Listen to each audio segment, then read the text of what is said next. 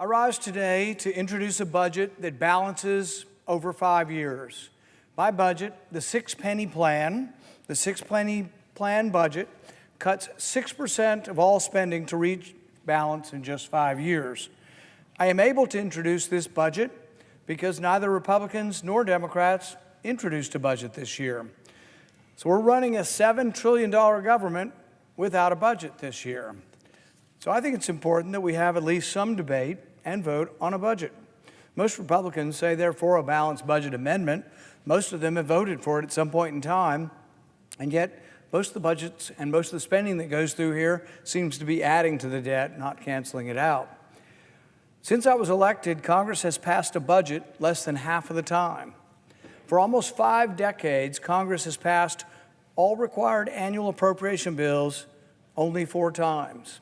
So 4 times in 50 years has Congress actually gone through and individually passed the appropriation bills.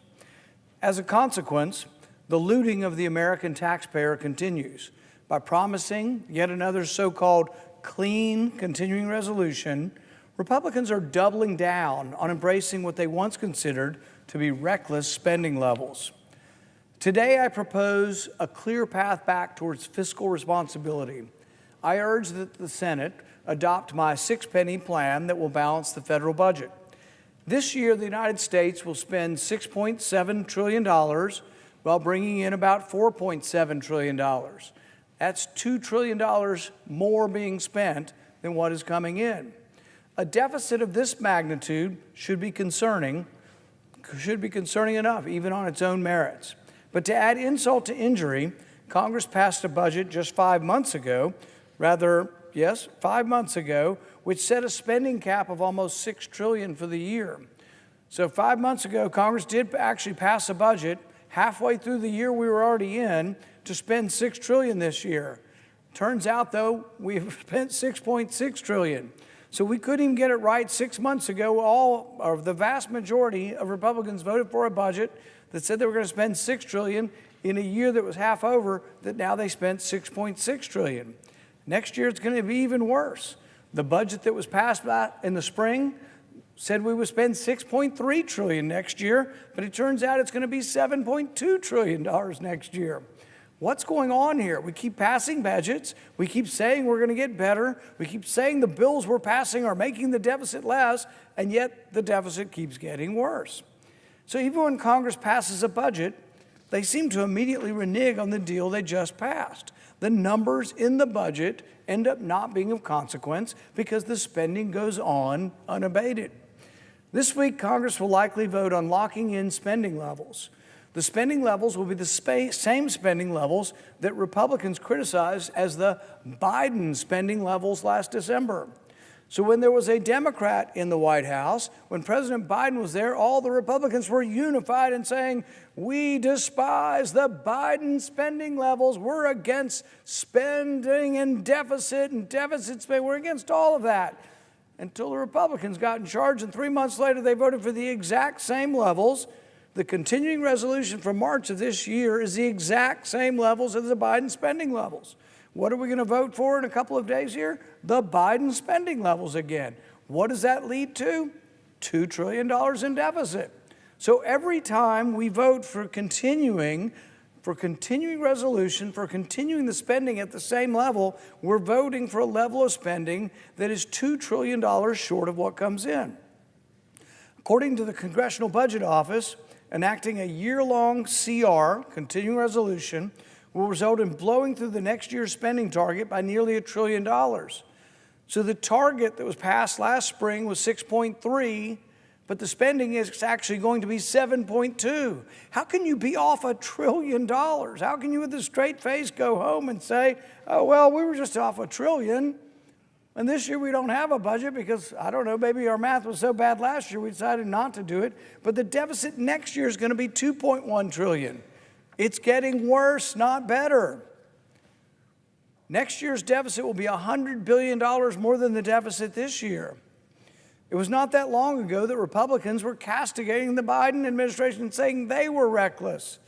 Now we're doing the same thing. It was not that long ago that Republicans argued to the American people that Biden's overspending inevitably was causing inflation.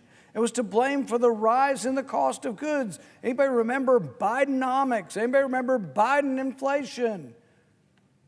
It was accurate because it was based on debt, and debt causes inflation. When the Federal Reserve buys the debt and monetizes the debt, that creates inflation. But the same thing is happening. Nothing has changed. A new party in charge and the same spending and the same debt. It wasn't that long ago that conservatives were staunchly opposed to raising the debt ceiling, and only the unholy alliance between Democrats and big government Republicans would get the spending bills through, would get the debt ceiling through. But now it's evaporated. Virtually the entire Republican Party now supports these debt. On an inauspicious date, March 15th of this year, the Republican continuing resolution was signed into law. On the Ides of March, Republicans took ownership of the Biden spending levels. The Biden spending levels are now Republican spending levels. To make matters worse, this summer, Republicans voted to raise the debt ceiling by $5 trillion. We've never, ever voted to raise the debt ceiling that much. It used to be the conservative line that we held the line and said, we're not doing that. Or if we're going to raise the debt ceiling, we're going to do it a small amount for a short period of time in order that we would discuss this again and again and again until we get it right. But Republicans now own the spending problem. Republicans now own the debt expansion. Republicans must rediscover our principles of fiscal responsibility. Our country's future depends on it. Our national debt now stands at $37 trillion and grows with each passing second.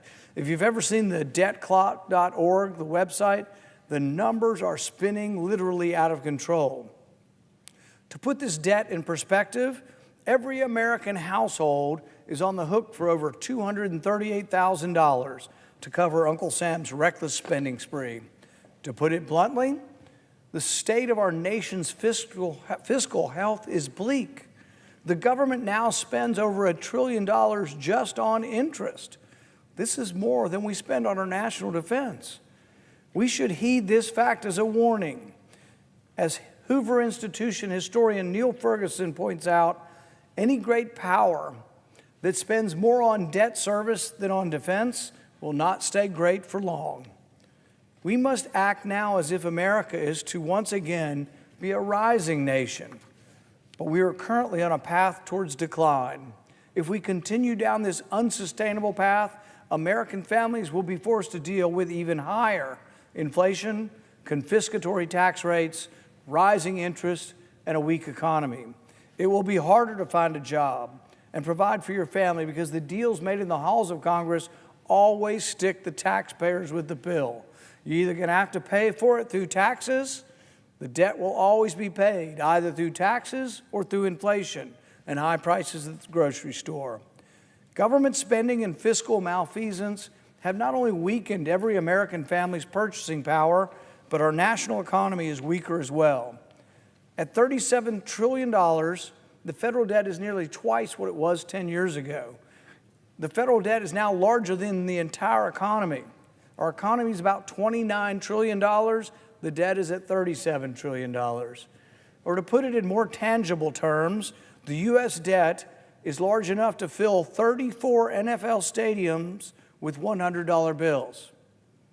Government spending is so out of control that even if every bank account in the United States were emptied to pay down our debt, it would only cover just about half of what Washington owes.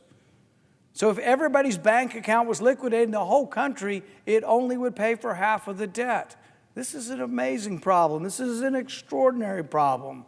Something must be done. America is in a historic state of financial disarray. Right after the end of World War II, the world's most expensive war, our accumulated debt was 18% larger than the entire economy. We're now 20%. So we've now exceeded even the debt of World War II. America's leading financial minds have already sounded the alarm. The chairman of the Federal Reserve said that federal spending is on an unsustainable path, and it is past time for Congress to correct it. The CEO of J.P. Chase, America's largest bank, warned that the federal government must reduce its deficits before lenders finally say enough and stop loaning the government money. Just this week, the director of the nonpartisan Congressional Budget Office suggested that the U.S. economy is weakening. The people who rank our credit have downgraded the U.S. credit rating. As interest payments on the national debt crowd out the rest of the government's budget, entitlement cuts, inflation, and eventual default on the debt are what lie ahead for the American economy. Unfortunately, a debt crisis will not just stop with our economy. A threat to our financial security is also a threat to our national security. We must remember that the surest path to peace is leaving no doubt in your adversary's mind about your ability to respond with aggression. With increasingly dubious financial health and a larger share of resources devoted to interest payments, the U.S. is sending a message of weakness. Yet Congress has reportedly chosen to ignore the deficit, raise the debt ceiling, and continue to fund foreign wars. Instead of budgeting, Congress decided to kick the difficult decisions down the road. Unfortunately, continuing spending at the Biden administration levels is a path that is not sustainable and will further our fiscal decay with $2 trillion annual deficits as far as the eye can see. Since entering the Senate, I have introduced several proposals to lead us back to a balanced federal budget. In 2017, I introduced a budget that would freeze spending. And in 2017, if you simply froze spending, you didn't cut one penny from anything, but you froze spending for 5 years, we would have balanced in 5 years just by freezing spending. I introduced a budget a few years later, and it would have taken 1 penny, 1% across the board would balance in 5 years. A few years later, I introduced it again. It was a 2-penny plan. Then came the pandemic, and we spent so much money. We closed the economy down. We did such terrible things to the country, and now it's a 6-penny plan. It now takes a 6% cut. And you say, well, how could we possibly survive a 6% cut? Well, I'll tell you how I present it to people. I have people come in. They always have something that seems to be of value for people. I'll give you an example. The folks that come in and they're looking for Alzheimer's research. I have family members with Alzheimer's. I have a great deal of sympathy. And I look at them and I tell them where we are, and I tell them we're a rich country. We ought to be able to continue to have some government money researching Alzheimer's. And I say, but you know, we're $2 trillion short this year. But if we cut everybody by 6%, we'll be able to balance the budget. So the Alzheimer's research, we spent $100 million on. If next year we spent $94 million and we did that for everyone, we could balance the budget.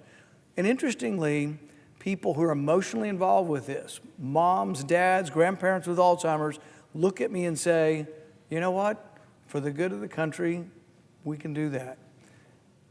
And yet if you talk to people around here, they'll go, oh, you hate old people. And I say, no, I don't hate old people. I aspire to be an old person. But the thing is you have to have a little bit of a haircut for every program up here. If you just cut one program, you'll never get there. You have to cut a little bit of everything, all across the board. Not because you don't like the recipients, not because you don't want to help people, but because you don't want to destroy our country. For just 6 pennies on the dollar, we can reverse this dismal trajectory. In just 5 years, we can restore trust in the U.S. dollar, the U.S. economy, and steer the U.S. government away from this fiscal cliff. History will remember who had the courage to stand up to make these hard choices. History will remember those who chose not to leave this enormous bill to their children. Vote yes on this plan. Vote yes on restoring fiscal sanity. Vote yes on securing a future for our country.